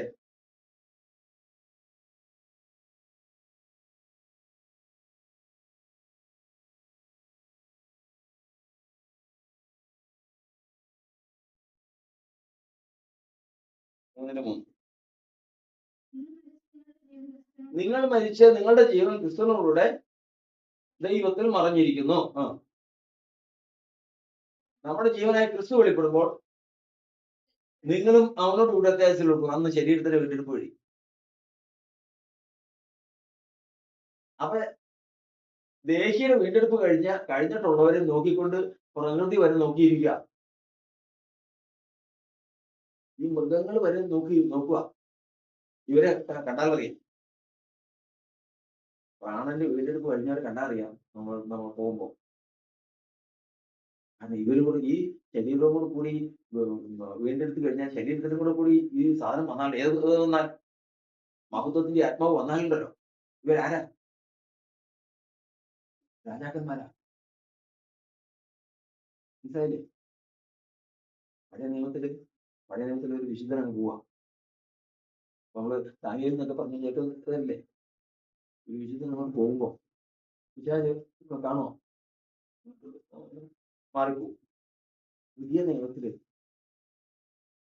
പ്രാണന്റെ വീണ്ടെടുപ്പും ശരീരത്തിന്റെ വീണ്ടെടുപ്പും കഴിഞ്ഞ ഒരാളെ പോവാ. എന്തായിരിക്കും അറിയോ? കാരണം അവന്റെ ശത്രുവായത് അവന്റെ സകല താക്കോലും തീർന്നു, സകലവിധ ആയുധങ്ങളും ഇല്ലാതായത് ഈ ഒരൊറ്റ കാര്യത്തിന്. ഇതാണ് ഒരു ക്രിസ്തീയ വിശ്വാസിയുടെ അഭിമാനവും നേടും. അപ്പോ ഇത് നഷ്ടപ്പെട്ട വിധവും അതിനുശേഷം സംഭവിച്ച കാര്യങ്ങളും വിശദീകരിക്കുകയാണെങ്കിൽ ഇപ്പോഴും നമ്മുടെ സമയം തീരില്ല. ഒരു കാര്യം നമ്മൾ ഓർത്തുകൊള്ളണം. നമ്മൾ ആദാമിൽ ആരും മരിക്കാത്തവരായിരുന്നു. ആ മരിക്കാതിരുന്ന ഘടകത തേജസ്സിന്റെ ആത്മാവായിരുന്നു. പാപത്തിന് ശേഷം എന്ത് നഷ്ടപ്പെട്ടു? തേജസ്സിന്റെ ആത്മാവ് നഷ്ടപ്പെട്ടു. അതിനുശേഷം മനുഷ്യവംശത്തെ നിലനിർത്താനും മശിഹ വരെയും എത്തിക്കാനും ദൈവം മനുഷ്യർക്ക് കൊടുത്ത അഭിഷേകം ഏതാ? പരിശുദ്ധാത്മാവിന്റെ അഭിഷേകമാണ് കൊടുത്തത്. എന്ത് കൊടുത്തില്ല? തേജസ്സിന്റെ ആത്മാവിന്റെ ശക്തിയുടെ അഭിഷേകം കൊടുത്തില്ല. അന്ത്യകാലത്ത് യേശു ലോകത്തിലേക്ക് വന്നു കഴിഞ്ഞപ്പോ യേശുവിന് ഈ രണ്ട് അഭിഷേകം കിട്ടി. ഒന്ന് പരിശുദ്ധാത്മാവിന്റെ അഭിഷേകവും ഒന്ന് ദൈവശക്തിയുടെ അഭിഷേകവും. ഇത് കണ്ടപ്പോൾ ഇസ്രായേല് യഹൂദന്മാര് പരിപാടി മോശയേക്കാൾ വലിയവനാണോ? അവർ ചോദിച്ചതാ, മോശയേക്കാൾ വലിയവനാണോ? ഈ മോശ അത്രയും പോയി പണി വന്നിട്ട് ഈ ഫറവോന്റെ ഉള്ളിൽ അവിടെ നിന്ന് ഒരു വിചാരം പുറത്താക്കിയിരുന്നു പോവില്ല. ഇതെന്തൊരു പരിപാടി? അപ്പോഴാണ് അവർ ചിന്തിച്ചത്, വെറുതെ അല്ല, പിന്നെ ആരെ കൊണ്ടാ? ഇവരുടെ നേതാവിനെ കൊണ്ടാ ഇത് പുറത്താക്കാം എന്ന് അവരൊരു നിഗമനത്തിലെത്തിയതാ. ആരും നമുക്ക് മനസ്സിലാവില്ല. അത്ര വലിയ വിഷയമാണ്. അപ്പൊ കർത്താവ് പറഞ്ഞിരിക്കുന്നു, ശ്രദ്ധിച്ച് നോക്ക്, അതിനെ പുറത്താക്കിയ ചരിത്രം ഉണ്ടോ? ഇത് ഞാൻ പുറത്താക്കുന്നത് ഏതിനാലാന്ന് നിങ്ങൾ ആദ്യം മനസ്സിലാക്കണം. ദൈവശക്തിയാലാണ്. അന്ന് ആദാമിൽ ഇറങ്ങിപ്പോയ ആ ശക്തിയാണ് ഞാൻ ഈ പ്രസംഗിക്കുന്നത്, ഞാൻ ഈ പുറത്താക്കുന്നതെങ്കിൽ ഒരു കാര്യം ഓർത്തോ, അടുത്തത് എങ്ങോട്ട് കിടക്കാൻ പോവാ? പരിശുദ്ധാത്മാവിലും ശക്തിയാലും അഭിഷേകം കഴിഞ്ഞാൽ അടുത്ത ഘട്ടം ദൈവരാജ്യത്തിലേക്കാ. ഈ കാലഘട്ടം അതാ, സഭയുടെ കാലഘട്ടം ഇതാ. അതുകൊണ്ടാണ് വചനം പറയുന്നത്, ദൈവത്തിന്റെ ആത്മാവിനാലും നിങ്ങൾ ഉയരത്തിൽ നിന്ന് ശക്തി ലഭിച്ചിട്ട്, നിങ്ങൾ ഉയരത്തിൽ നിന്ന് എന്ത് ലഭിക്കണം? ശക്തി ലഭിക്കണം. നമുക്ക് ലഭിക്കേണ്ടത് ഏതാ? പരിശുദ്ധാത്മാവിന്റെ അഭിഷേകവും കിട്ടണം, ശക്തിയുടെ അഭിഷേകവും കിട്ടണം. ഇത് രണ്ടും യേശുവിന്റെ നാമത്തിൽ പ്രാപിച്ചതിന് ശേഷം ഈ ലോകത്തിലേക്ക് ഇറങ്ങുമ്പോ നമ്മൾ കണ്ടല്ലോ, നമ്മള് ഓരോ ശുശ്രൂഷകൾ കണ്ടില്ലേ? ഭൂതങ്ങൾ പുറത്താകും, മരിച്ചു കയറും, ഇതൊക്കെ ശരി തന്നെയാ. പക്ഷെ ഇതെല്ലാം ഇതൊക്കെ അഭിഷേകത്തിന്റെ കാലം കഴിയുമ്പോൾ അങ്ങ് തീരും. അഭിഷേകത്തിന്റെ കാലം കഴിയുന്നതിന് മുമ്പ് നമ്മൾ ഇത് സ്വന്താക്കി എടുക്കണം. എങ്ങനെ സ്വന്താക്കും പറഞ്ഞു? അതിനപ്പുറം ഒരു ഉത്തരവുണ്ടോ? എന്താ? നാമം മഹത്വം എടുക്കണം. അതിനുവേണ്ടി എന്തൊക്കെ ചെയ്യണം? ദൈവത്തിന്റെ പ്രവൃത്തി, ദൈവത്തിന്റെ സ്വഭാവം, ദൈവത്തിന്റെ കഴിവ്, ഇത് മൂന്നും നമ്മിൽ കൂടി വെളിപ്പെടണം. ഇത് മൂന്നും വെളിപ്പെട്ട് കഴിഞ്ഞാൽ നമ്മൾ പ്രാർത്ഥിക്കണം. എന്ത് പ്രാർത്ഥിക്കണം? യേശു പ്രാർത്ഥിച്ചതുപോലെ തന്നെ പ്രാർത്ഥിക്കണം. എന്താ? സ്വർഗസ്ഥനായ പിതാവേ, നിന്റെ നാമത്തെ വിശുദ്ധീകരിക്കണം എന്ന് പ്രാർത്ഥിക്കണം. അങ്ങനെ വിശുദ്ധീകരിക്കുമ്പോൾ സ്വർഗത്തിൽ അറിയാം, ശരി, ഞാൻ മഹത്വപ്പെടുത്തിയിരിക്കുന്നു എന്ന് പറഞ്ഞാൽ നമ്മൾ ആരാ? ഞാൻ മഹത്വപ്പെടുത്തിയിരിക്കുന്നു എന്ന് മറിയോട് പറഞ്ഞാൽ, സ്വർഗത്തിന് ശബ്ദം ഉണ്ടായി കഴിഞ്ഞാൽ ഈ നാമം ആരുടെയാ? പിതാവിന്റെയും പുത്രന്റെയും പരിശുദ്ധാത്മാവിന്റെയും മറിയയുടെയും. എന്റെ മഹത്വപ്പെട്ട എന്റെയും നിന്റെ മഹത്വം എന്റെയും. ഇതാണ് ക്രിസ്തീയതയുടെ ഒരു വശം മാത്രമേ.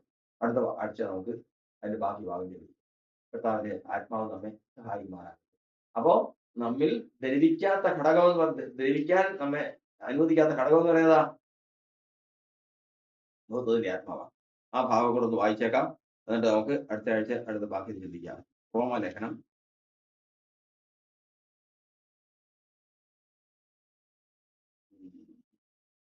8:18. നമ്മിൽ വെളിപ്പെടാനുള്ള തേജസ് വിചാരിച്ചാൽ ഇക്കാലത്തെ കഷ്ടങ്ങൾ സാരമില്ലായെന്ന് ഞാൻ എണ്ണുന്നു. സൃഷ്ടി ദൈവപുത്രന്മാരുടെ വെളിപ്പാടിനെ ആകാംക്ഷയോടെ കാത്തിരിക്കുന്നു. അപ്പൊ സൃഷ്ടി നോക്കുമ്പോ ഇപ്പൊ എവിടുത്തെ വീണ്ടെടുപ്പ് കഴിഞ്ഞേക്കണേ? ദേഹിയുടെ വീണ്ടെടുപ്പ് കഴിഞ്ഞിട്ടുണ്ട്. പ്രകൃതിക്കറിയാം കഴിഞ്ഞിട്ടുണ്ടെങ്കിൽ അതിനൊക്കെ അറിയാം. എടാ എന്റെ ശരീരത്തിന് ജഡത്തിന് വീണ്ടെടുപ്പ് എഴുതിട്ടില്ല. സമയത്തിന് പോയി തെറ്റിച്ചില്ലെങ്കിൽ പ്രശ്നം. ശരീരത്തിന് വീണ്ടെടുപ്പ് ജഡത്തിന്റെ അടുത്ത വായിക്കും. സൃഷ്ടി ദ്രവത്വത്തിന്റെ ദാസ്യത്വത്തിൽ നിന്ന് വിടുതലും ദൈവമക്കളുടെ തേജസ്സാകുന്ന സ്വാതന്ത്ര്യവും പ്രാപിക്കുമെന്ന് ആശയമാണ്. എല്ലാ അതിന്റെ ആശയം, പ്രകൃതിയുടെ ആശയാണ് ദൈവത്തിന്റെ മക്കൾ. ദൈവത്തിന്റെ മക്കൾ വെളിപ്പെടും. ഏത് ദിവസം? പ്രാണനെ ദേവത്വത്തിൽ നിന്ന് രക്ഷിച്ച മഹത്വത്തിന്റെ ആത്മാവ് എങ്ങോട്ടും വരണം, ശരീരത്തിലേക്കും വന്നു നമ്മുടെ വീണ്ടെടുപ്പ് പൂർത്തിയായി കഴിയുമ്പോൾ പിന്നെ പാതാളമേ മരണമേ നിന്നോട് ജയമേവിടെ, കുഞ്ഞാട്ടിൻ നിണം തോട്ടതൻ ഭക്തർക്ക് സംഹാരകൻ കടന്നുപോയി. കുഞ്ഞാട്ടിൻ നിണം തോട്ടതൻ ഭക്തർക്ക് സംഹാരകൻ കടന്നുപോയി. ജയത്തിൻ ഘോഷം ഉല്ലാസഘോഷം ഭക്തരിൻ കൂടാരത്തിൽ എന്നും ഗീതം. മഹത്വരാജനായി സേനയിൽ വീരനായി അവൻ ദാനവർക്കെന്നു. മഹത്വരാജനായി സേനയിൽ വീരനായി അവയം ദാനവർക്കെന്നു. സ്തോത്രം.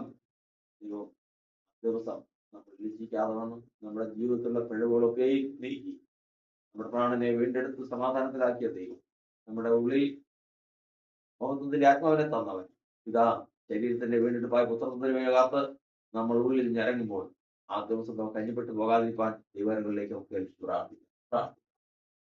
യേശുവെ സ്തുതിക്കുന്ന കർത്താവേ, സ്തോത്രം ചെയ്യുന്നു. പ്രാർത്ഥിക്കാം. മറിയ പ്രാർത്ഥിക്കാതെ